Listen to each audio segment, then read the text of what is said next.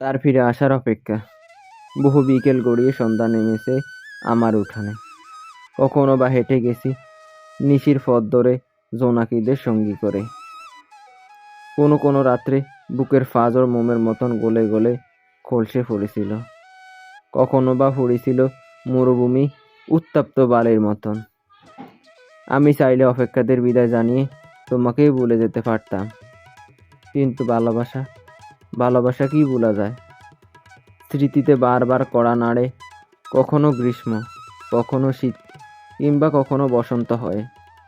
মানুষ স্মৃতিকেই ভুলতে পারে না কেন আমার জানা নেই। হয়তো এটাই পৃথিবীর কঠিন নিয়ম। তাই সহস্রবার ভুলার চেষ্টা করেও তাকে ভুলতে পারিনি।